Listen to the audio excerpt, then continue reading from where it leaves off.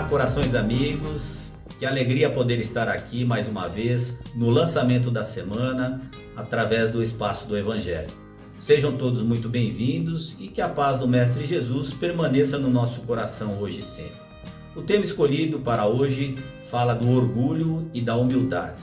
Nós vamos encontrar um texto de Lacordaire em Constantina 1863, descrevendo no capítulo 7 do Evangelho segundo o Espiritismo, onde está bem-aventurados os pobres de espírito, no item 11, e ele descreve da seguinte maneira: a humildade é uma virtude muito esquecida entre os homens, e os grandes exemplos que dela tiveram foram muito pouco sugeridos. Será que sem humildade poderemos ser caridosos para com o nosso próximo? Claro que não. A humildade iguala as criaturas, mostrando que todos os irmãos que devem se ajudar mutuamente e as conduz ao bem.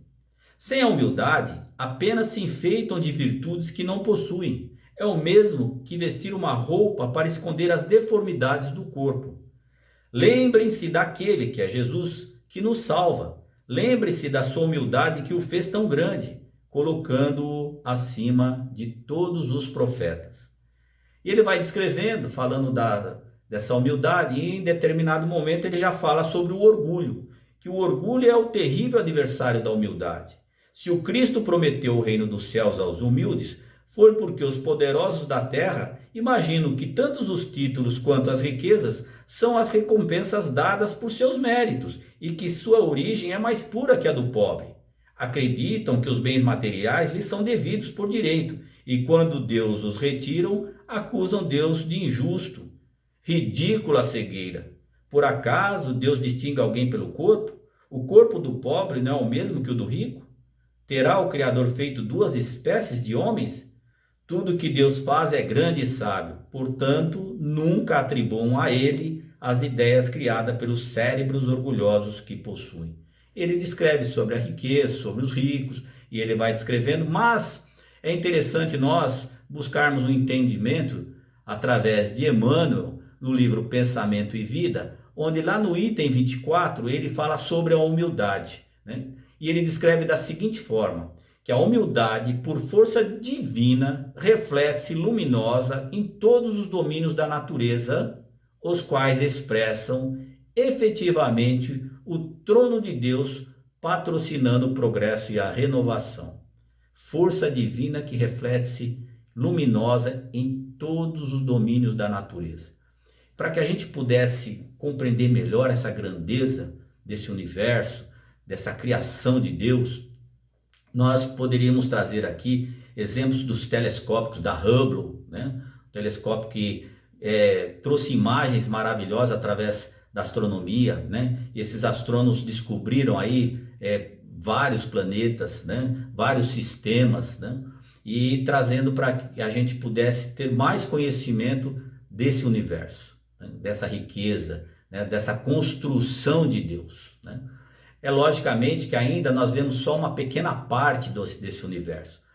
Tanto é que agora, dia 25 de dezembro passado, né, no Natal, foi lançado um novo telescópio chamado James Webb, e esse por um conjunto de empresas norte-americanos e outros países, inclusive europeus, para que pudessem ter um telescópio mais potente, né, para que pudesse melhorar mais a visão desses astrônomos, né? Ter mais conhecimento. Então ele vai girar numa órbita entre o Sol e a Terra, né? E mais distante do que essa Hubble, para que pudesse também, através das suas potentes lentes, né?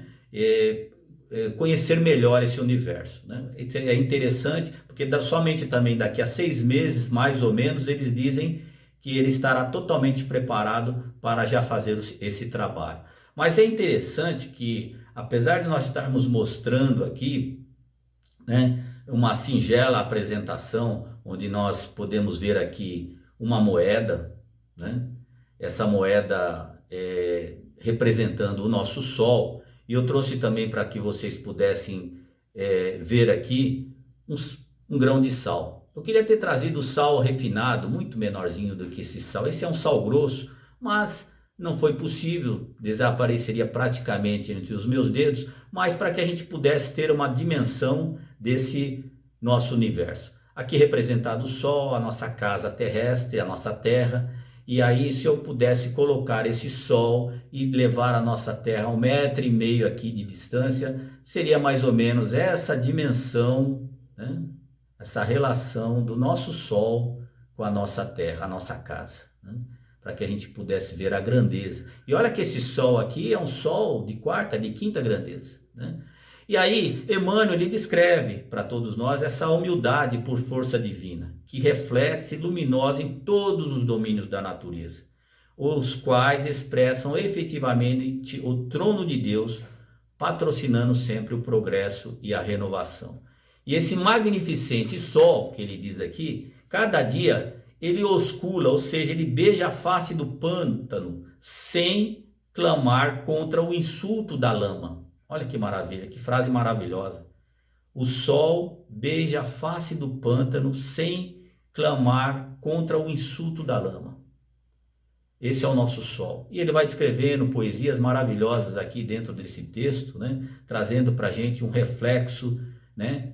Dessa humildade, que é um atributo de Deus, né? Que está lá no reino dele, né? No reino do eu, a própria criatura, ele sente, né? Muitas vezes proprietária de bens, né? Que cercam, e aí ela se acha dona de tudo aquilo. Tudo que nós temos são empréstimos de Deus, para que a gente possa evoluir, né?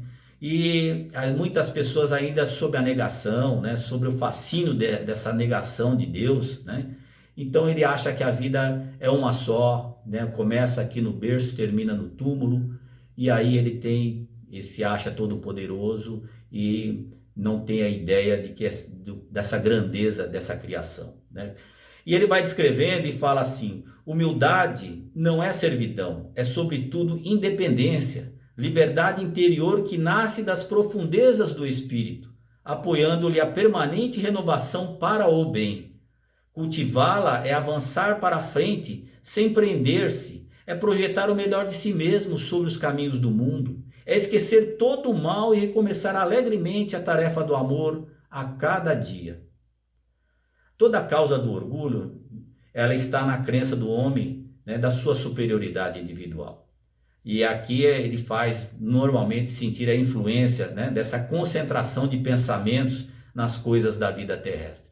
Tanto é que nós vemos lá no livro Obras Póstumas, nas questões e problemas da primeira parte, onde ele fala exclusivamente sobre o orgulho, que ele diz que a incredulidade, além de não ter meio para combater o orgulho, estimula o orgulho e dá-lhe razão pelo fato de negar a existência de um poder superior à humanidade. E o incrédulo só crê em si e, portanto, natural que tem orgulho, não vendo nos contratempos que oferece, senão obra do acaso. Ao passo que o crente vê a mão de Deus naqueles contratempos e curva-se submisso, enquanto o outro se revolta. Crer em Deus e na vida futura é, pois, a principal condição para quebrar o orgulho. Mas não é a única, ele diz. Conjuntamente com o futuro, é preciso ter em vista o passado, para poder fazer justa ideia do presente. Para que o orgulhoso cesse de crer em sua superioridade, é preciso provar-lhe que ele não é mais do que os outros, e que todos lhe são iguais, e que a igualdade é um fato e não uma teoria filosófica. São verdades que derivam da pré-existência da alma e da reencarnação. E aí Emmanuel termina nos dizendo assim: refletindo a do céu para a terra, em penhor de redenção, a beleza, o Cristo de Deus nasceu na palha da manjedoura e despediu-se dos homens pelos braços da cruz. Que nós possamos ir lá em Mateus 5:13 e lembrar que Jesus dizia: vós sois o sal da terra, mas se o sal perder o gosto, como restaurá-lo? Que possamos ser esse sal da terra. E ele diz em seguinte: vós sois a luz do mundo, como esse sol, Não se pode esconder uma cidade construída em cima de um monte. E ninguém acende uma lamparina para depois colocar debaixo do cesto. Ao contrário, ele a coloca no alto, né, para iluminar todos que estão na casa. Que possamos todos nós ser o sal da terra e a luz do sol, da lamparina, para iluminar aquelas pessoas que estão junto conosco. Que possamos ter a humildade de reconhecer que existe uma força maravilhosa, que é o Deus nosso Pai. Muito obrigado, que as bênçãos do Cristo estejam com nós todos os dias, que assim seja. Graças a Deus.